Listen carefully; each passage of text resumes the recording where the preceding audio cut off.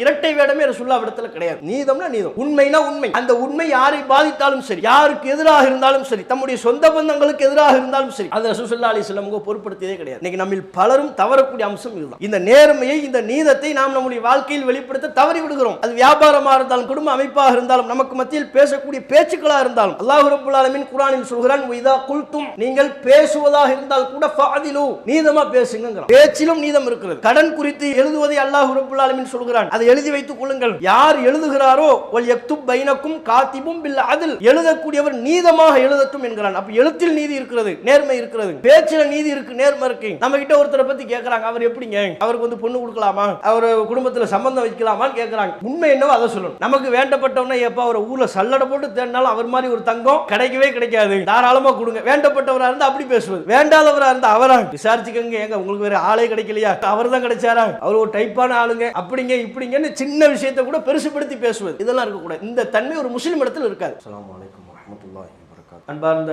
சகோதரர்களே, முஸ்லிம் என்பது வெறுமனே நம்முடைய பெயர் தொடர்புடைய விஷயமாகவோ அல்லது நம்முடைய தோற்றத்தை வெளிப்படுத்தக்கூடிய விதத்தில் மட்டுமோ இருப்பதில்லை.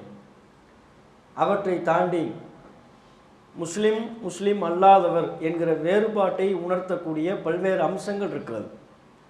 இன்றைக்கு பெரும்பாலான முஸ்லிம்கள் என்ன புரிந்து வைத்திருக்கிறார்கள் என்றால், அரபு மொழியில் நம்முடைய பெயரை நாம் வைத்துவிட்டால் நாம் முஸ்லிம், அதோட முஸ்லிம் என்கிற அந்த வட்டத்திற்குள் வந்து விடுவதாக நினைத்து விடுகிறார். அல்லது குறிப்பிட்ட ஒரு தோற்றத்தை வெளிப்படுத்தி விட்டால், ஆணோ பெண்ணோ குறிப்பிட்ட உடையில ஒரு தோற்றத்தை வெளிப்படுத்தி விட்டால் நாம் முஸ்லிம்கள் என்று நினைக்கிறார்கள். ஆனால் உண்மையில் அல்லாஹ்வுடைய பார்வையில் முஸ்லிம் என்பது இந்த தோற்றத்தை தாண்டி, பெயரை தாண்டி பல்வேறு அம்சங்களில் அது பிரதிபலிக்கக்கூடிய ஒன்று. முஸ்லிம், முஸ்லிம் அல்லாதவர் என்பதை வேறுபடுத்தக்கூடிய ஏராளமான அம்சங்கள் இருக்கிறது. நம்பிக்கைகள் இருக்கிறது, செயல்பாடுகள் இருக்கிறது, பண்புகள், குண நலன்கள் இருக்கிறது. அப்போ ஒரு முஸ்லிம் என்றால் அவர் தம்முடைய நம்பிக்கையால் முஸ்லிம் அல்லாதவரிலிருந்து வேறுபட்டு நிற்கிறார். பெயரில் மட்டுமல்ல, உடையில், தோற்றத்தில் மட்டுமல்ல, அவர் அல்லாஹ் ஒருவன், இறைவனுக்கு இணை இல்லை என்கிற தனித்துவமான கொள்கையை கொண்டதின் மூலம் முஸ்லிம் அல்லாதவரிலிருந்து வேறுபட்டு இருக்கிறார். அதுபோலவே தம்முடைய பண்புகள், ஒரு முஸ்லிம் என்னென்ன பண்புகளை கடைபிடிக்க வேண்டும் என்று மார்க்கம் சொல்கிறதோ, அல்லாஹும் அல்லாஹுடைய தூதரும் வலியுறுத்துகிறார்களோ, அந்த பண்புகளை கடைபிடிப்பதின் வாயிலாக, இந்த பண்புகளை கடைபிடிப்பதின் வாயிலாக இவர் முஸ்லிம், இந்த பண்புகள்லாம் இவரிடத்தில் இல்லை, ஆகவே இவர்கள் முஸ்லிம் இல்லை. அப்போ பண்புகளை நாம் வெளிப்படுத்துவதின் வாயிலாகவும், குர்ஆன் நமக்கு சொல்லி தருகிற, நபிகள் நாயகம் நமக்கு வலியுறுத்துகிற குண நலன்களை வெளிப்படுத்துவதின் வாயிலாக தான் நாம் முஸ்லிம் என்று அல்லாஹ்வால் அறியப்படுகிறோம். அந்த விதத்தில் அல்லாஹ் ஒவ்வொரு முஸ்லிமும் அவசியம் கடைபிடிக்க வேண்டும் என்று வலியுறுத்தக்கூடிய, முஸ்லிம் அல்லாதவரிலிருந்து நம்மை முஸ்லிம் என்று அடையாளப்படுத்தக்கூடிய பண்புகளில் மிக பிரதானமான முக்கியத்துவமான ஒரு பண்பு நீதம் என்கிற ஒரு பண்பு. நீதமாக நடப்பது முஸ்லிமின் அடையாளம். எந்த விதமான பாகுபாடும் இல்லாமல், மனிதர்களுக்கு மத்தியில் பாகுபாடு காட்டாமல், அனைவரையும் சமமாக பாவித்து சமமாக நடத்தல், நம்முடைய சொல்லில், நம்முடைய செயலில், நம்முடைய நடத்தையில் நீதமாக நேர்மையை வெளிப்படுத்தி நடந்து கொள்ளக்கூடிய பண்பு அவரை முஸ்லிம் என்று அடையாளப்படுத்தக்கூடிய பிரதானமான ஒரு பண்பு. ஆனால் முஸ்லிம்கள் பலரும் இந்த நீதம், நீதி, நீதி செலுத்துதல், நேர்மையாக நடத்தல் என்று சொன்னால் பல முஸ்லிம்கள் எப்படி விளங்கிக் கொள்கிறார்கள், அதெல்லாம் பெரிய ஆட்சியாளர்கள் சம்பந்தப்பட்ட விஷயம், இமாம்கள், ஆட்சியாளர்கள், மன்னர்கள், இந்த நாட்டை நிர்வகிக்கக்கூடிய அதிபதிகள், அவர்கள் தொடர்புடைய அம்சம். யாரிடத்தில் அதிகாரம் இருக்கோ அவங்க நீதமாக நடக்கணும், யார் தீர்ப்பு சொல்லக்கூடிய இடத்தில் இருக்கிறார்களோ, நீதிபதிகளாக இருக்கிறார்களோ அவர்கள் நீதமாக நடந்து கொள்ள வேண்டும். யாரிடத்தில் மக்களை நிர்வகிக்கக்கூடிய ஆட்சி அதிகாரம் வழங்கப்பட்டிருக்கிறதோ, மன்னர்களாக இருக்கிறார்களோ அவங்க நீதமாக நடக்கணும், இப்படி விளங்குறாங்க. அவர்களெல்லாம் நீதமாக நடக்கணும், அதில் மாற்று கருத்து கிடையாது. அதே வேளை நீதம் என்கிற இந்த பண்பு, நீதமாக நடத்தல், நேர்மையாக நடத்தல் என்கிற இந்த பண்பு ஆட்சியாளர்கள் தொடர்பில் மட்டுமான ஒரு பண்பு கிடையாது. நீங்கள் குர்ஆனை பார்த்தால், நபிகள் நாயகம் ஸல்லல்லாஹு அலைஹி வஸல்லம் அவர்கள் நமக்கு வலியுறுத்தக்கூடிய செய்திகளை பார்த்தால், நீதமாக நடத்தல் என்பது ஒரு முஸ்லிமுடைய பண்பு. அவர் ஆட்சியாளராக இருந்தாலும் இல்லாவிட்டாலும், அவரிடத்தில் அதிகாரம் இருந்தாலும் இல்லாவிட்டாலும், அவர் சாதாரண ஒரு சாமானிய நபராக இருந்தாலும் தம்முடைய செயல்பாட்டில், தம்முடைய வாழ்க்கையில் அவர் நேர்மையை வெளிப்படுத்த வேண்டும். நீதத்தை கடைபிடிக்க வேண்டும்.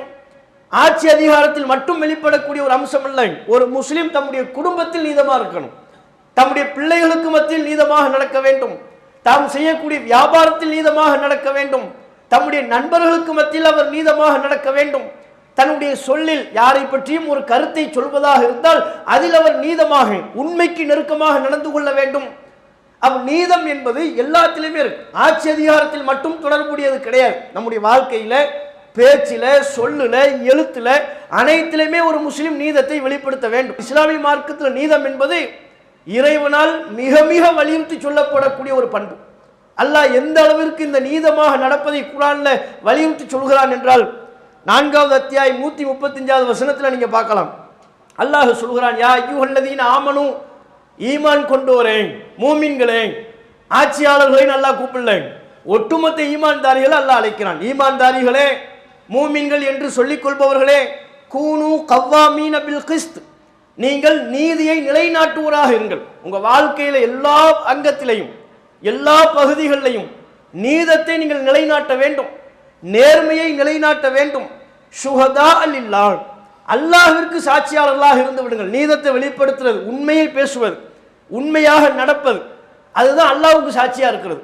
அப்ப அல்லாஹ்விற்கு சாட்சியாக நீதத்தை நிலைநாட்டக்கூடியவராக நீங்கள் இருந்து விடுங்கள். உளவு அலா அன்ஃபுசிக்கும், எந்த அளவுக்கு அல்லாஹ் நீதத்தை கடைபிடிக்க சொல்றான்னா, அந்த நீதமாக நடக்கக்கூடிய விஷயம் என்பது உங்களுக்கு எதிராக இருந்தாலும் சரி, உண்மையை நீங்க சொல்றீங்க, சொல்லக்கூடிய அந்த உண்மை உங்களுக்கு பாதகமா இருக்கு, உங்களை பாதிக்கிற மாதிரி இருக்கு, உங்க அந்தஸ்தை குறைத்துக் கொள்ளக்கூடிய விதமாக இருக்கிறது, உங்கள் தவறை ஒப்புக்கொள்ளக்கூடிய விதமாக இருக்கிறது, மக்கள் மத்தியில் உங்களுக்கு காணப்படக்கூடிய உங்களுடைய குடும்பத்தில் உங்களுக்கு இருக்கக்கூடிய மதிப்பை குறைத்துக் கொள்ளக்கூடிய விதமாக இருக்கு. எப்படி இருந்தாலும் சரி, உங்களுக்கு அதனால் பாதிப்பு வந்தாலும் சேதாரம் ஏற்பட்டாலும், உளவு அலா அன்ஃபுசிக்கும், உங்களுக்கே எதிராக இருந்தாலும் சரி, நீதத்தை நீங்க நிலைநாட்டுங்க, நீதமாக நேர்மையாக நடந்து கொள்ளுங்கள். அவில் வாலிதை, உங்கள் பெற்றோருக்கு எதிராக இருந்தாலும் சரி, நீங்க நீதமாக நடப்பது எப்படி, எந்த அளவுக்கு நீதமாக நடக்கணும்னா, உங்களுக்கு எதிராக இருந்தாலும் பொருட்படுத்தாதீங்க, உங்க பெற்றோருக்கு எதிராக இருந்தாலும் பொருட்படுத்தாதீங்க. வல் அக்ரபீன், உங்களுடைய நெருங்கிய உறவுகளுக்கு, சொந்தக்காரர்களுக்கு எதிராக இருந்தாலும், சொந்த பந்தங்களை பகைத்துக் கொள்ளக்கூடாதுன்னு பலர் நினைப்பாங்க. சொந்த பந்தங்களை எதிர்த்து நிற்கக்கூடாது, எதுக்கு அவங்க பகைப்புக்கு நம்ம ஆளாகணும், அவங்க வெறுப்புக்கு ஏன் ஆளாக வேண்டும் என்று பலர் நினைப்பார்கள். அப்படிலாம் நினைக்காதீங்க. 2 பேருக்கு பிரச்சனையா, உங்ககிட்ட கருத்து கேட்குறாங்களா, உள்ளது உள்ளபடி சொல்லுங்க, நீதமா நடங்க. உங்க சொந்தக்காரர் என்கிற காரணத்தினால் அவருக்கு சார்பாக நீங்க பேசக்கூடாது, உங்க பெற்றோர் என்கிற காரணத்தினால் அவர்களுக்கு ஆதரவாக நீங்கள் நிற்கக்கூடாது. உங்களை பாதிக்கக்கூடிய விஷயம் என்பதால் நீங்கள் நீதி தவறிவிடக்கூடாது. அப்போ ஒரு முஸ்லிம் எந்த நிலையிலையும் நீதி தவறிவிடக் கூடாது என்பதை அல்லாஹ் ரப்புல் ஆலமீன் இந்த வசனத்தில் அழுத்தம் திருத்தமாக சொல்கிறான். இயக்குன் கனியன் அவ் ஃபகீரன், அவர் பணக்காரராக இருந்தாலும் ஏழையாக இருந்தாலும் எல்லாம் அல்லாஹ் அவங்களுக்கு பொறுப்பை. நீங்க நீதியை நிலைநாட்ட வேண்டிய இடத்துல பணக்காரன்னா ஒரு விதமாகவும், ஏழை என்றால் அவனுக்கு வேறு விதமாகவும் அப்படி நீங்க நடந்து கொள்ளாதீங்க. பணக்காரன் ஏழைன்னு பார்க்காதீங்க, சொந்தக்காரர் இல்லைன்னு பார்க்காதீங்க, உங்க பெற்றோரும் மற்றவர்கள் என்று பார்க்காதீங்க. யாருக்கு எதிராக இருந்தாலும் சரி, நீங்கள் உங்களுடைய வாழ்க்கையில நீதி தவறிவிடக் கூடாது என்று அல்லாஹ் ரப்புல் ஆலமீன் மிக தெளிவாக இந்த வசனத்தில் வலியுறுத்துவதை பார்க்கணும். இன்னும் சொல்ல போனால் அல் மாஇதா என்கிற அத்தியாயத்தில் 8வது வசனத்தில் அல்லாஹ் சொல்கிறான், இஅதிலு, நீங்கள் நீதமாக நடந்து கொள்ளுங்கள், நீதி தவறாமல் உங்கள் வாழ்க்கையை நடந்து கொள்ளுங்கள். ஹுவ அக்ரபு லித்தக்வா, அதுதான் இறையச்சத்திற்கு நெருக்கமானது. நாம நினைக்கிறோம் இறையச்சத்திற்கு நெருக்கமானதுன்னா இது தொழுகை, அதுதான் இறையச்சத்தின் வெளிப்பாடு. ரமலான் மாசத்துல நோன்பு வைத்தோம், நோன்பு வைக்கிறது இறையச்சத்துக்கு நெருக்கமானது நம்ம புரிஞ்சு வச்சிருக்கிறோம். ஜக்காத்து கொடுத்தா இறையச்சத்திற்கு நெருக்கம் என்று நாம விளங்குறோம். இவைகள்லாம் எப்படி இறையச்சத்தின் வெளிப்பாடும். ஒரு முஸ்லீம் தொழுகிறார், ஏன் இறையச்சம் இருக்கிறதுனால தொழுகிறார். ரமலான்ல நோன்பு வைக்கிறார், இறையச்சத்தின் வெளிப்பாடாகத்தான் நோன்பு வைக்கிறார். தொழுகை, நோன்பு, தான தர்மங்கள் இவையெல்லாம் எப்படி இறையச்சத்தின் வெளிப்பாடுகளோ, அல்லாஹ்வை பயந்து நடக்கக்கூடிய தன்மையின் அடையாளமோ, அது மாதிரி தான் நீதமாக நடப்பது என்பது இறையச்சத்தின் வெளிப்பாடு. நீங்க உங்க வாழ்க்கையில இறையச்சத்தோடு நடந்து கொள்ள வேண்டும் என்று விரும்பினால், தக்குவாவை வெளிப்படுத்தக்கூடியவர்களாக நீங்கள் இருப்பீர்களே ஆனால், உங்கள் வாழ்க்கையின் அனைத்து செயல்பாடுகளிலையும் நீதமா நடங்க, நேர்மையா நடங்க. இது அல்லாஹ் நமக்கு வலியுறுத்துறோம். இது நாம நம்முடைய வாழ்க்கையில அன்றாட செயல்பாடுகளில் கூட கடைபிடிக்க வேண்டிய ஒரு பண்பு. இன்றைக்கு உலகத்துல பல்வேறு விதமான பிரச்சனைகள், அது குடும்ப அமைப்பு என்று எடுத்துக்கொண்டாலும் சரி, சமுதாய அமைப்பு, நாட்டு நடப்புகள் என்று எடுத்துக்கொண்டாலும் சரி, 2 தரப்புலையுமே பல பிரச்சனைகள் ஏற்படுவதற்கு, பல்வேறு விதமான மனக்கசப்புகள் முரண்பாடுகள் ஏற்படுவதற்கெல்லாம் என்ன காரணம் அடிப்படையில் இருக்குன்னு பார்த்தா பாகுபாடு காட்டுறது தான் மிக முக்கியமான ஒரு காரணமாக இருக்கிறது. சமுதாய அமைப்புகளை எடுத்துக்கொள்ளுங்கள். ஆட்சியாளர்கள் அனைத்து சமுதாய மக்களையும் சமமாக பாவித்தால், நீதமாக நடந்து கொள்வார்களே ஆனால் சமுதாய மக்களுக்கு மத்தியில் மனக்கசப்பு இருக்காது, பிரச்சனை இருக்காது, முரண்பாடு இருக்காது. மக்கள் இரண்டு தரப்பு மக்கள் நீதிமன்றத்தை நாடி வருகிறார்கள். நீதிமன்றம் சமமாக உண்மையாக நடந்து கொள்மையானால், உண்மைக்கு நெருக்கமாக நடந்து கொள்ளும் பொழுது, அதாவது நீதத்தை நேர்மையை வெளிப்படுத்தி நடந்தால் அவங்களுக்குள்ள பிரச்சனைகள் இருக்காது. இது சமுதாய அமைப்புக்கும் பொருந்தக்கூடிய ஒரு அம்சம். குடும்பத்திலையும் அதுதான். ஒரு குடும்ப தலைவர் அவர் தம்முடைய குடும்ப உறுப்பினர்களுக்கு மத்தியில் நீதமாக நடந்தால் பிரச்சனை வருமா? பெற்றோர் தம்முடைய பிள்ளைகளுக்கு மத்தியில் நீதமாக நடந்தால் அண்ணன் தம்பிக்கு மத்தியில் பிரச்சனை வராது, அக்கா தங்கச்சிகளுக்கு மத்தியில் பிரச்சனை வராது. ஒரு கணவன் அல்லது ஒரு நபர் தம்முடைய மனைவிக்கும் தம்முடைய தாய் இருதரப்புக்கும் நீதமாக நடந்து கொள்வாரையானால் அங்கே அவங்க ரெண்டு பேருக்கு மத்தியில் உள்ள பிரச்சனைகள் ஏற்படாது. அப்போ எங்க குடும்ப அமைப்பில் எங்க பிரச்சனைகள் ஏற்படுகிறது? அந்த குடும்பத்தை நிர்வகிக்கக்கூடிய தலைவர் அல்லது அந்த குடும்பத்தின் சக உறுப்பினர்கள் தங்களுடைய செயல்பாட்டில் நீதத்தை தவறிவிடும் பொழுதுதான் பல்வேறு விதமான பிரச்சனைகள் குடும்பத்திற்குள்ளும் ஏற்படுகிறது. அதுல உள்ள நபர்கள் எப்படி பார்க்குறாங்க? அவருக்கு மட்டும் அண்ணனுக்கு மட்டும் நிறைய கொடுக்குறாங்க, நமக்கு ஒன்றும் தர மாட்டேங்கிறாங்க. பெண் பிள்ளைகளை மட்டும் நன்றாக பார்க்கிறார்கள், நம்மை கவனிக்க மாட்டேன் என்கிறார்கள். பாகுபாடு வருது. அப்போ நீதமாக நடத்தல் என்பது எல்லா அம்சத்திலையும் உள்ளது. நீங்க ரசூல் ஸல்லல்லாஹு அலைஹி வஸல்லம் அவங்க இடத்துல ஒரு சஹாபி வர்றாங்க. பஷீர் என்கிற ஒரு நபித்தோழர் தம்முடைய மகன் நுஅமான் என்பவரை அழைத்து வருகிறார். அழைத்து வந்து ரசூலுல்லாஹ்விடத்தில் சொல்றாங்க, அல்லாஹ்வின் தூதரே, அவர் சின்ன பிள்ளையா, அந்த நுஅமான் பின் பஷீர் என்பவர் சின்ன பிள்ளையா இருந்தார். கையோடு அழைத்து வந்து ரசூலுல்லாஹ்விடத்தில் சொல்றாங்க, அல்லாஹ்வின் தூதரே, இவர் என்னுடைய மகன், உங்களுக்கு தெரியும், இவருக்கு நான் ஒரு அன்பளிப்பு கொடுத்தேன். அவங்க அம்மா நுஅமானுடைய தாயார், நான் என்னுடைய மகனுக்கு கொடுத்த இந்த அன்பளிப்புக்கு உங்களை சாட்சியாக்கணும் என்று வலியுறுத்துகிறார்கள். அவங்க விரும்புகிறாங்க. ஆகவே நான் என்னுடைய மகன் நுஅமானுக்கு அன்பளிப்பு கொடுத்ததற்கு நீங்க சாட்சியா இருங்க அல்லாஹ்வின் தூதரே அப்படின்னு சொல்றாங்க. ரசூலுல்லாஹ்விடத்தில் வந்து சொல்றாங்க. நபிகள் நாயகம் ஸல்லல்லாஹு அலைஹி வஸல்லம் அவங்க சாட்சியாக இருப்பதற்கு முன்பாக கேட்குறாங்க, அப்படியா, இதே மாதிரி உங்க மற்ற பிள்ளைங்க யாரும் உங்களுக்கு இருக்கிறாங்களா? யா பஷீர் அலக்க வலதுன் சிவாஹாதா, பஷீரே உங்களுக்கு இது அல்லாத வேறு பிள்ளைகள் உண்டா? ஆமாம், எனக்கு மற்ற பிள்ளைங்களும் இருக்கிறாங்க. அந்த பிள்ளைகளுக்கெல்லாம் இதே மாதிரி நீங்கள் அன்பளிப்பு கொடுத்தீங்களா? அக்குள்ளஹும் வஹப்த, உங்களுடைய மற்ற பிள்ளைகளுக்கும் இது மாதிரி நீங்கள் அன்பளிப்பு கொடுத்தீங்களா அப்படின்னு கேட்குறாங்க. இல்லை, இன்னும் கொடுக்கல, இவருக்கு மட்டும் தான் கொடுத்துருக்குறேன். அப்படியா? இந்த அநியாயத்துக்கு என்ன நீங்கள் சாட்சி ஆக்காதீங்க, இந்த அக்கிரமத்துக்கு என்ன சாட்சியாக இருக்க சொல்கிறீங்க? இந்த அநியாயத்துக்கு என்னை சாட்சியாக நீங்கள் சேர்க்க சொல்கிறீங்களா? ஃபஇன்னி லா ஷஹது வலா ஜௌர், இந்த அநியாயத்திற்கு அக்கிரமத்திற்கு ரசூலுல்லாஹ் பயன்படுத்திய வார்த்தை நீங்க பாருங்க, இந்த அநியாயத்திற்கு அக்கிரமத்திற்கு ஒருபோதும் நான் சாட்சியா இருக்க மாட்டேன், போங்கன்ட்டாங்க. அப்படி அல்லாஹ்வின் தூதர் அவர்கள் எந்த அளவிற்கு குடும்ப அமைப்பில் நீதம் கடைபிடிக்க வேண்டும்னு வலியுறுத்துறாங்க பாருங்க. இந்த சம்பவம் நமக்கு எப்படிப்பட்ட ஒரு வாழ்க்கை பாடத்தை கற்றுத்தருகிறது. குடும்ப அமைப்புக்குள்ள சின்ன விஷயமா இருந்தா கூட, ஒரு தந்தை தாம் பிள்ளைக்கு அன்பளிப்பு கொடுக்கறது ஒரு பெரிய பாரதூரமான விஷயமா? நம்ம பார்வையில் அது ஒரு சின்ன விஷயம்தான். அந்த விஷயத்திற்காக நபிகள் நாயகத்தை சாட்சியாக அழைக்க அந்த நபித்தோழர் வலியுறுத்திய பொழுது ரசூலுல்லாஹ் விசாரிக்கிறாங்க, இந்த பிள்ளை மட்டுமா, வேற பிள்ளைங்களாம் உங்களுக்கு உண்டா? மற்ற பிள்ளைங்க இருக்கிறாங்களா? அவங்களுக்குலாம் இது மாதிரி அன்பளிப்பு கொடுத்தீங்களா? கொடுக்கலையா? கொடுக்கலாம், இது அநியாயம், இது அக்கிரமம், நீங்க நீதம் தவறி விட்டீர்கள். அது என்ன, ஒரு பிள்ளைக்கு அன்பளிப்பு கொடுத்து மற்ற பிள்ளைக்கு அன்பளிப்பு கொடுக்காம விட்டீங்க, இந்த அநியாயத்தை அக்கிரமத்தை நீங்க செய்யலாமா? இதுக்கு என்ன வேற சாட்சியா கூப்பிடுறீங்களா? ஒருபோது இதுக்கு நான் சாட்சி சொல்ல மாட்டேன்ட்டாங்க. அல்லாஹ்வின் தூதர் அவர்கள் குடும்ப அமைப்பு என்று வரும் பொழுது கூட அதுல நீதமா நேர்மையா நடக்கிறத வலியுறுத்துறாங்க. ஒரு தந்தை தம்முடைய பிள்ளைகளுக்கு அன்பளிப்பு செய்யறதா இருந்தா நீதமா அன்பளிப்பு செய்யணும். மூத்த பிள்ளைக்கு ஒரு அன்பளிப்பு கொடுத்தாரா, அவருக்கு மட்டும் கொடுத்துட்டு மற்ற பிள்ளைகளுக்கு கொடுக்காம இருந்துடக்கூடாது. அவங்க இளைய பிள்ளைகளுக்கும் அன்பளிப்பு கொடுக்கணும். பெண் பிள்ளைகளுக்கு ஒரு அன்பளிப்பு கொடுத்தா ஆண் பிள்ளைகளுக்கும் ஒரு அன்பளிப்பு கொடுக்கணும். பெண் பிள்ளைகளுக்கு மட்டும் கூடுதலான அன்பளிப்புகளை கொடுப்பது, ஆண் பிள்ளைகளை கண்டுகொள்ளாமல் விட்டு விடுவது, அல்லது ஆண் பிள்ளைகளில் மூத்தவர்களுக்கு அன்பளிப்பு கொடுத்துட்டு சின்ன பிள்ளைகளை கண்டுகொள்ளாமல் விட்டு விடுவது, இதெல்லாம் அநியாயம் என்றுதான் மார்க்கம் பார்க்கிறது.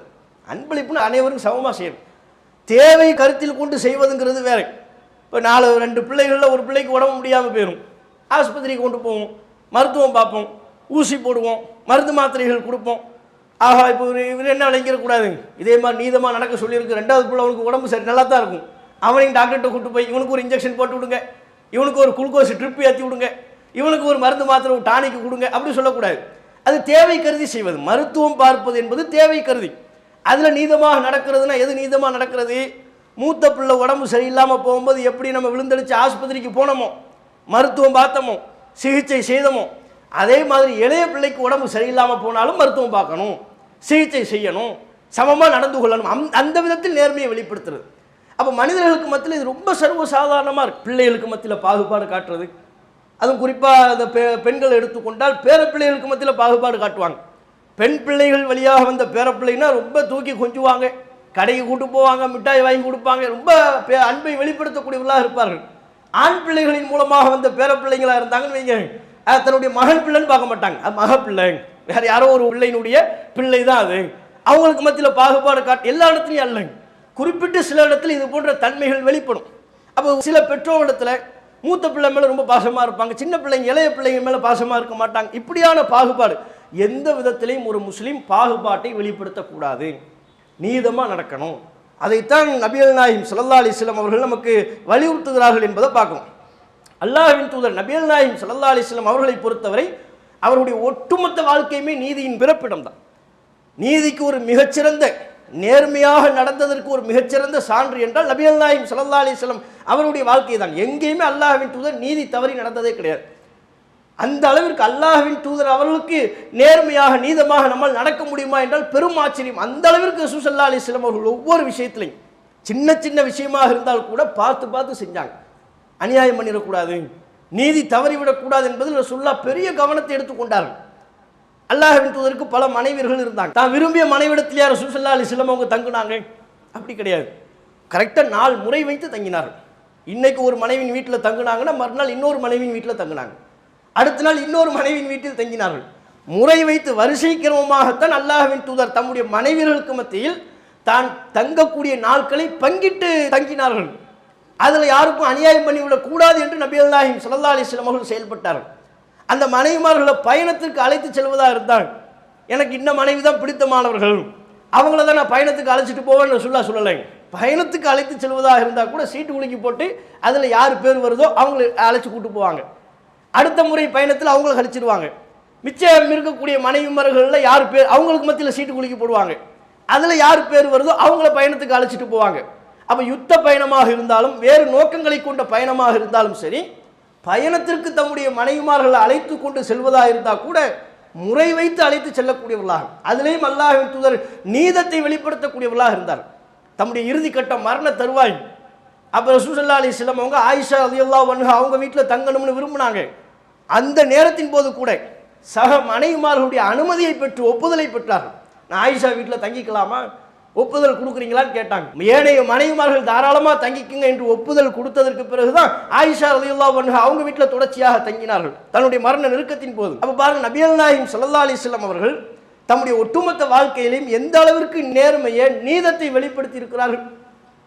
அது மாதிரி ரசூலுல்லாஹ்விடத்தில் வந்த பல்வேறு வழக்குகளின் போது கூட நம்முடைய குடும்பம், சொந்தம், பந்தம், தனக்கு வேண்டியவர், நண்பர் அப்படிலாம் ரசூலுல்லாஹ் பார்த்ததே கிடையாது. சட்டம்னா சட்டம் தான், நீதம்னா நீதம், அந்த அளவிற்கு நீதத்தை ரசூலுல்லாஹ் வெளிப்படுத்தினாங்க. ரசூல் ஸல்லல்லாஹு அலைஹி வஸல்லம் அவர்கள் ஒரு வீட்டில் அமர்ந்திருக்கிறாங்க. இப்போ அல்லாஹ்வின் தூதர் சஹாபாக்கள் எல்லாரும் அமர்ந்து கொண்டிருக்கும் பொழுது அன்பளிப்பாக ஒரு பாத்திரத்தில் பால் வருது, ரசூலுல்லாஹ்வுக்கு அன்பளிப்பாக வருது. அந்த பால் பாத்திரத்திலிருந்து ரசூல் ஸல்லல்லாஹு அலைஹி வஸல்லம் அவங்க பால் குடிக்கிறாங்க. குடித்து மட்டும் கொஞ்சம் அதில் மீதம் இருக்கிறது. இப்போ அந்த பாலை கொடுக்கணும். வலது பக்கத்தில் பார்த்தா ஒரு கிராமவாசி இருக்கிறார், இடது பக்கத்தில் அபூபக்கர் இருக்கிறாங்க. இடது பக்கத்தில் தான் அபூபக்கர் போன்ற மூத்த சஹாபாக்கள் ரசூலுல்லாஹ்வுக்கு ரொம்ப பழக்கமானவங்க, நெருக்கமானவங்க இடது பக்கத்தில், ரசூலுல்லாஹ்வுடைய இடது பக்கத்தில் முதன்மையாக அபூபக்கர் இருக்கிறாங்க. வலது பக்கத்தில் ஒரு கிராமவாசி, யாருன்னே தெரியாது, ஒரு காட்டரபின்னு சொல்லுவாங்க, அந்த அரபி இருக்கிறார். அப்போ உமர் போன்ற சஹாபாக்கள் சொல்கிறாங்க, ரசூலுல்லாஹ் அந்த பால் பாத்திரத்தை அபூபக்கர்கிட்ட கொடுக்காம இந்த கிராமவாசிகிட்ட கொடுத்துருவாரோ அப்படின்னு பயந்து நான் ரசூலுல்லாஹ்விடத்தில் சொன்னேன், அல்லாஹ்வின் தூதரே ஆத்தி அபூபக்கர் குடிச்சிட்டு மிச்சம் இருக்கிற பால் அபூபக்கர்கிட்ட கொடுங்க அப்படின்னு நான் சொன்னேன். அப்போ நபிகள் நாயகம் ஸல்லல்லாஹு அலைஹி வஸல்லம் அவங்க சொன்னாங்களா, அதெல்லாம் கிடையாது, அவருக்கு தான் வலப்பக்கம் தான், அவர்கிட்ட கொடுத்துட்டு ரசூலுல்லாஹ் சொன்னாங்களா, அல் ஐமன் ஃபல் ஐமன், வலப்பக்கத்துக்கு தான் முன்னுரிமை. வலது பக்கத்தில் யார் இருந்தாலும் சரி, தெரியாதவர் இருந்தாலும் சரி, கிராமவாசியாக இருந்தாலும் சரி, மக்கள் பார்வையில் மதிக்கப்படாத ஒரு சாமானிய நபர் இருந்தாலும் சரி, அவருக்கு தான் முன்னுரிமை. இடப்பக்கத்தில் உள்ளவர் எனக்கு வேண்டப்பட்டவருங்கிறதுனால அவருக்கு நான் கொடுக்க மாட்டேன், இது சட்டம் கூட கிடையாது. நபிகள் நாயகம் ஸல்லல்லாஹு அலைஹி வஸல்லம் அவங்க எந்த ஒரு செயல்லையும் வலது புறத்தை முன்னிலைப்படுத்துவதை விரும்புவாங்க. நல்ல காரியங்கள் பலவற்றிலையும் வலது புறத்தை முன்னிலைப்படுத்துவார்கள். அப்போ வலது பக்கத்தில் உள்ள அந்த கிராமவாசிகிட்ட கொடுத்துட்டு ரசூலுல்லாஹ் சொன்னாங்க, அல் ஐமன் ஃபல் ஐமன், வலப்பக்கத்தில் உள்ளவருக்கு தான், அபூபக்கர் இருக்கிறாங்கிறதுனால அவருக்கு கொடுக்க இயலாதுட்டாங்க. இதே மாதிரி இன்னொரு முறை ஒரு சம்பவம் நடைபெற்றது. இதே போன்ற ஒரு சபையில் ஒரு பால் பாத்திரம் கொண்டு வரப்பட்டது. குடிச்சிட்டாங்க. இந்த முறை வந்து இடது பக்கத்தில் தான் அபூபக்கர் இருக்கிறாங்க, வலது பக்கத்தில் ஒரு சின்ன பையன் உட்காந்துக்கிட்டு இருக்கிறாரு. அப்போ அந்த சின்ன பையன் ரசூலுல்லாஹ் அனுமதி கேட்குறாங்க. குலாம் குலாம் என்று வருகிறது. குலாம்னா ஒரு சிறுவர், இளைஞர் அல்லது இளைய வயதுக்கு நெருக்கமானவர்னு அர்த்தம். அவர்கிட்ட கேட்குறாங்க, இல்லை நீங்கள் அனுமதி கொடுத்தா இந்த பாலை நான் வந்து அபூபக்கர்கிட்ட கொடுப்பேன், கொடுக்கலாமான்னு. யார்கிட்ட? ரசூலுல்லாஹ் யார்? எவ்வளோ பெரிய ஒரு மன்னர், இறை தூதர், எவ்வளவு ஆட்சி அதிகாரம், எத்தனை யுத்த களங்களை பார்த்தவங்க. அந்த அல்லாஹ்வின் தூதர் தான் வலப்பக்கத்தில் உட்கார்ந்துருந்த சின்ன பையன்கிட்ட கேட்குறாங்க, நீங்கள் அனுமதி கொடுக்குறீங்களா இந்த பால் பாத்திரத்தை வந்து இடது பக்கத்தில் உள்ள அபூபக்கர்கிட்ட கொடுக்கலாமான்னு கேட்குறாங்க. அவர் சொல்லிட்டார் ரொம்ப தெளிவாக, அதெல்லாம் இல்லை, எனக்கு உங்களிடமிருந்து வரக்கூடிய பங்கை நான் யாருக்கும் விட்டு தர மாட்டேன், கொண்டாங்கன்ட்டாங்க. அவர் ரசூலுல்லாஹ்வுடைய சபையில் பங்கெடுக்கக்கூடிய ஆள் எவ்வளோ விவரமாக இருப்பார்.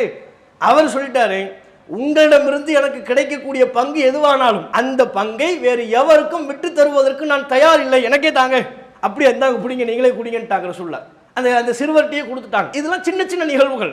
இது போன்று ஒவ்வொரு நிகழ்வுலையும் நபிகள் நாயகம் ஸல்லல்லாஹு அலைஹி வஸல்லம் அவர்கள் அவருடைய நடத்தையை நீங்கள் பார்த்தீங்கன்னா அதில் ஒரு நீதம் வெளிப்படும். ஆள்லாம் பார்க்க மாட்டாங்க, முகத்தாச்சுன்னா பார்க்க மாட்டாங்க.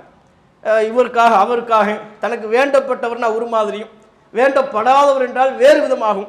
தனக்கு வேண்டப்பட்டவர்னா அவருக்கு சார்பாக பேசுறது, தனக்கு பிடிக்காத ஆளுன்னு அவருக்கு எதிர்த்து பேசுவது, இந்த தன்மையெல்லாம் ரசூலுல்லாஹ் இந்த இரட்டை வேடமே ரசூலுல்லாஹ் இடத்துல கிடையாது. நீதம்னா நீதம், உண்மைனா உண்மை. அந்த உண்மை யாரை பாதித்தாலும் சரி, யாருக்கு எதிராக இருந்தாலும் சரி, தம்முடைய சொந்த பந்தங்களுக்கு எதிராக இருந்தாலும் சரி, அது ரசூல் ஸல்லல்லாஹு அலைஹி வஸல்லம் பொருட்படுத்தியதே கிடையாது. இன்னைக்கு நம்மில் பலரும் தவறக்கூடிய அம்சம் இதுதான். இந்த நேர்மையை, இந்த நீதத்தை நாம் நம்முடைய வாழ்க்கையில் வெளிப்படுத்த தவறி விடுகிறோம்.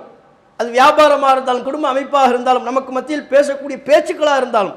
அல்லாஹ் ரப்புல் ஆலமீன் குர்ஆனில் சொல்கிறான், இதா குல்தும், நீங்கள் பேசுவதாக இருந்தால் கூட ஃபஅதிலு, நீதமாக பேசுங்கிறான். பேச்சிலும் நீதம் இருக்கிறது. கடன் குறித்து எழுதுவதை அல்லாஹ் ரப்புல் ஆலமீன் சொல்கிறான், அதை எழுதி வைத்துக் கொள்ளுங்கள். யார் எழுதுகிறாரோ வல் யக்துப் பைனக்கும் காத்திபும் பில் அத்ல், எழுதக்கூடியவர் நீதமாக எழுதட்டும் என்கிறான். அப்போ எழுத்தில் நீதி இருக்கிறது, நேர்மை இருக்கிறது, பேச்சில் நீதி இருக்கு, நேர்மை இருக்கு. நம்மக்கிட்ட ஒருத்தரை பற்றி கேட்குறாங்க, அவர் எப்படிங்க, அவருக்கு வந்து பொண்ணு கொடுக்கலாமா, அவர் குடும்பத்தில் சம்பந்தம் வைக்கலாமான்னு கேட்குறாங்க. உண்மை என்னவோ அதை சொல்லணும்.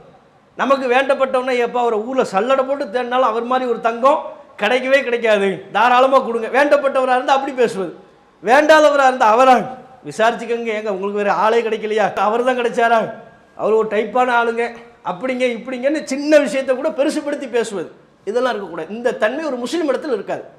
நீங்கள் பாருங்கள், ஆயிஷா ரலியல்லாஹு அன்ஹா அவங்க மேலே அவதூறு சொன்ன சம்பவம் குர்ஆனில் நபிமொழிகளில் விரிவாக பதிவு செய்யப்பட்டிருக்கிறது. அந்த சம்பவங்களை நம்ம பல நேரங்களில் கேட்டிருப்போம். அது அவதூறு என்று அல்லாஹ் அடையாளப்படுத்துவதற்கு முன்பு, அறிவிப்பதற்கு முன்பு நபிகள் நாயகம் ஸல்லல்லாஹு அலைஹி வஸல்லம் அவர்கள் அந்த சம்பவம் குறித்து பல பேர்கிட்ட கருத்து கேட்டாங்க. ஆயிஷாவையும் குறிப்பிட்ட ஒரு நபி தோழரையும் இணைச்சி இப்படி பேசுகிறாங்களே, இது சம்பந்தமாக நீங்கள் என்ன நினைக்கிறீங்க, உங்களுக்கு ஏதாவது தெரியுமா, உங்களுக்கு தெரியுமான்னு பல பேர்கிட்ட கருத்து கேட்டாங்க. அப்படி கருத்து கேட்ட நபர்களில் ரசூலுல்லாஹ்வுடைய மனைவி ஸைனப் ரலியல்லாஹு அன்ஹா அவங்களும் வருவாங்க. ரசூல் ஸல்லல்லாஹு அலைஹி வஸல்லம் அவங்களுடைய மனைவி ஸைனப் ரலியல்லாஹு அன்ஹா அவங்களத்திலே ரசூலுல்லாஹ் கருத்து கேட்டாங்க. யா ஸைனப் மாதா அலிம்த அவர் ஐத்த, ஸைனப் அவர்களே, ஆயிஷா அவங்க சம்பந்தமாக இப்போ ஒரு சர்ச்சை ஓடிக்கிட்டு இருக்கு, இது சம்பந்தமாக நீங்கள் என்ன நினைக்கிறீங்க, உங்கள் கருத்து என்ன அப்படின்னு கேட்குறாங்க. ஸைனப் அவங்க யார்? ரசூலுல்லாஹ்வுடைய மனைவியரில் 2 டீம், 2 குரூப்பாக தான் இருந்தாங்க. மனைவியர்களுக்கு மத்தியில் ஒரு ரசூலுல்லாஹ்விடத்தில் உரிமை எடுத்துக்கொள்வதில், ரசூலுல்லாஹ்விடத்தில் நட்பு பாராட்டுவதில் ஒரு போட்டிலாம் இருந்துச்சு. மனைவியரே 2 குரூப்பாக இருந்தாங்க. ஆயிஷா அவங்க தலைமையில் ஒரு குரூப்பு, இன்னொரு டீமுக்கு தலைமை வகிப்பதே ஸைனப் அவங்க தான், எதிர்பார்ட்டி தான் அவங்க. அவங்க மனைவியர்களுடைய 2 குரூப் என்று பார்த்தால் ஸைனப்கிட்ட கேட்குறாங்க, இந்த ஆயிஷா சம்பந்தமாக நீ என்ன நினைக்கிறேன்னு கேட்கும்போது ஸைனப் ரலியல்லாஹு அன்ஹா அவங்க மிக தெளிவாக அழகாக சொன்னாங்க, அல்லாஹ்வின் தூதரே, நான் என்னுடைய காதையும் என்னுடைய பார்வையும் நான் பாதுகாத்து கொள்ள விரும்புகிறேன். நான் பார்க்காத சொல்லிடக்கூடாது, கேட்காத சொல்லிடக்கூடாது. மா அலிம்து இல்லா ஹைரன், எனக்கு தெரிஞ்ச ஆயிஷா அவங்க அப்படிப்பட்டவங்க கிடையாது, அவங்க ரொம்ப சுத்தமானவங்க, இந்த மாதிரி செயலில் அவங்க ஈடுபட மாட்டார்கள், கற்பொழுக்கு மிக்கவர்கள். எனக்கு தெரிந்த ஆயிஷா அவர்கள் விஷயத்தில் நான் நல்லதே அறிகிறேன், இது மாதிரி மோசமான செயலை செய்யக்கூடியவர்கள் அல்ல அப்படின்னு மிக தெளிவாக சொன்னாங்க. இத்தனைக்கும் தனக்கு போட்டி. இப்படி ஸைனப் அவர்கள் சொன்னது குறித்து ஆயிஷா அவங்க பின்னால் சொன்னாங்க. ரசூலுல்லாஹ் பல பேர்ட்ட கருத்து கேட்டாங்க, ஒவ்வொருத்தவங்களும் ஒவ்வொரு கருத்தை சொன்னாங்க. ஸைனப்ல கேட்கும்போது இப்படி சொன்னாங்க, இத்தனைக்கும் அவர்கள் எனக்கு போட்டியாக இருந்தவர்கள், அவர்களுடைய பேணுதலின் மூலமாக அல்லாஹ் அவர்களை காப்பாற்றினான் என்று ஆயிஷா ரலியல்லாஹு அன்ஹா அவர்களே இதை நினைவு கூர்ந்து சொல்லக்கூடிய அளவிற்கு அவங்களுடைய பேணுதல் அதில் வெளிப்பட்டது என்பதை பார்க்கணும். அப்போ இப்படி ஒவ்வொரு சாதாரணமான விஷயங்களின் போது கூட நாம் நம்முடைய வாழ்க்கையில் நீதத்தை, நேர்மையை வெளிப்படுத்தணும். முஸ்லீம் என்றால் வெறுமனே குறிப்பிட்ட சில அடையாளங்களோடு நாம் சுருக்கி கொள்ளக்கூடாது. தொழுகை இருந்து விட்டால் போதும், வேறு சில குறிப்பிட்ட ரமலானில் நோன்பு நோற்று விட்டால் மட்டும் போதும் என்று நாம் நினைக்கக்கூடாது. தொழுகை முக்கியம், முஸ்லிமின் தனித்துவமான அடையாளம். ரமலான் மாத நோன்பு முஸ்லிம்களுக்கு கடமை. அதுபோல அல்லாஹும் ரசூலும் நமக்கு நம்முடைய வாழ்க்கையில் கடைபிடிக்க வேண்டும் என்று சொல்லக்கூடிய பண்புகளையும் நாம் வெளிப்படுத்தணும். அதில் பிரதானமான இந்த நீதம், நேர்மை என்கிற பண்பை நாம் வெளிப்படுத்தும் பொழுது இறையச்சத்திற்கு நெருக்கமானவர்களாக, அல்லாஹ்வால் பாராட்டப்படுகிற நன்மக்களாக மாறுவோம். அப்படிப்பட்ட நல்வாய்ப்பினை அல்லாஹ் ரப்புல் ஆலமீன் நம்ம அனைவருக்கும் தந்தருள்வானாக என்று கேட்ட என்னுடைய உரையை நிறைவு செய்து கொள்கிறேன். இஸ்லாம் மற்றும் சமுதாய செய்திகளை அறிந்து கொள்ள தமிழ்நாடு தௌஹீத் ஜமாஅத் யூடியூப் பக்கத்தை உடனடியாக சப்ஸ்கிரைப் செய்து கொள்ளுங்கள். மேலும் பெல் பட்டனையும் கிளிக் செய்து கொள்ளுங்கள்.